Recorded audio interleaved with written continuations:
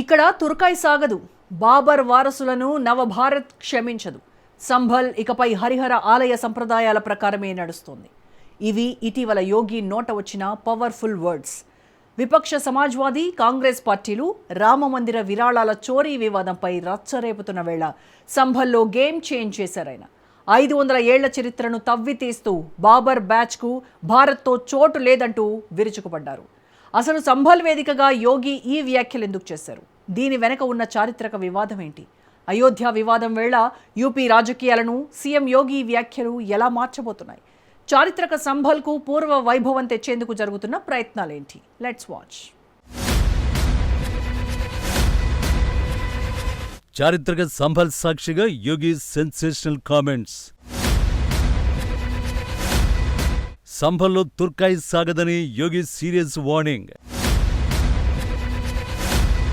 సంభల్ సాక్షిగా యోగి ఆదిత్యనాథ్ ఇచ్చిన క్లారిటీ ఏంటి?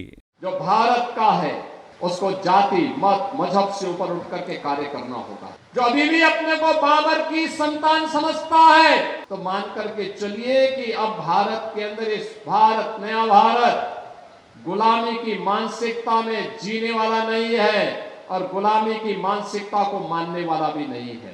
और सबको मैं कहूंगा कि अपनी मानसिकता को दुरुस्त करो. भारत के अंदर रहना है तो भारत के अंदर भारत की परंपरा और भारत की संस्कृति को सम्मान देना सीखो. పశ్చిమ ఉత్తరప్రదేశ్లోని రోహిల్ఖండ్ ప్రాంతంలో ఉన్న ఒక చారిత్రక నగరం సంభల్. రాజకీయ సమీకరణల పరంగా చూస్తే ఇది దశాబ్దాలుగా అత్యంత సంక్లిష్టమైన, సామాజికంగా చాలా సున్నితమైన ప్రాంతం.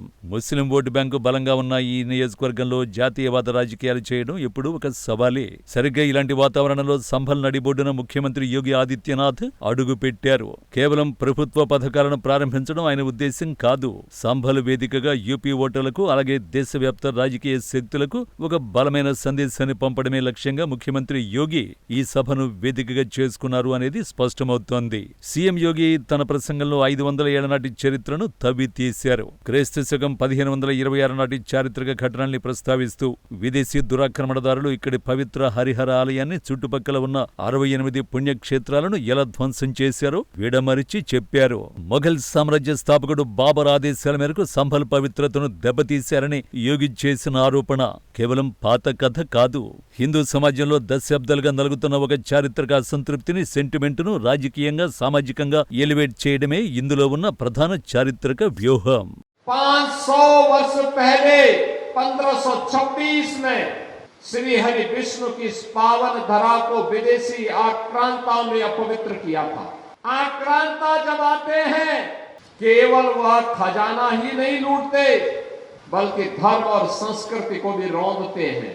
సీఎం యోగి ఈ వ్యాఖ్యలు చేయడానికి తక్షణ కారణం సంభల్ కోర్టులో నడుస్తున్న షాహీ జామా మసీదు వివాదం. ప్రస్తుత మసీదు ఉన్న చోట పూర్వం భవ్యమైన శ్రీ హరిహర ఆలయం ఉండేదని, దానిని కూల్చివేసి మసీదు నిర్మించారని హిందూ పక్షాల న్యాయస్థానాన్ని ఆశ్రయించాయి. కోర్టు ఆదేశాల మేరకు భారత పురావస్తు శాఖ అక్కడ సర్వే నిర్వహించినప్పుడు స్థానికంగా తీవ్ర ఉద్రిక్తతలు, ఘర్షణలు చోటు చేసుకున్నాయి.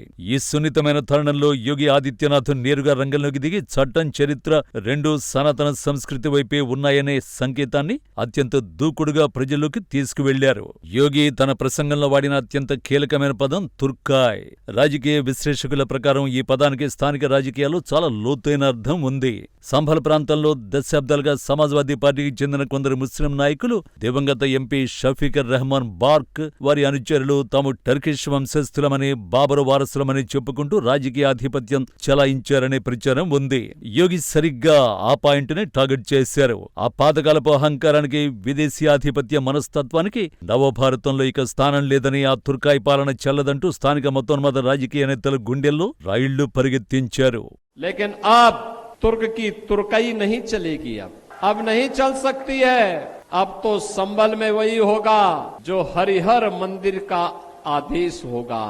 ప్రధాని మోదీ పిలుపునిచ్చిన బానిసత్వ మనస్తత్వం నుండి విముక్తి అనే జాతీయవాద నినాదాన్ని సీఎం యోగి ఇక్కడ ప్రస్తావించారు. భారత్లో నివసిస్తూ ఇక్కడి ప్రజాస్వామ్య ఫలాలను అనుభవిస్తూ దేశాన్ని దోచుకున్న, ఆలయాలను ధ్వంసం చేసిన బాబర్ వంటి విదేశీ దురాక్రమణదారుల్ని తమ హీరోలుగా చూపే ప్రయత్నాలను ఇకపై సహించేది లేదని యోగి హెచ్చరించారు.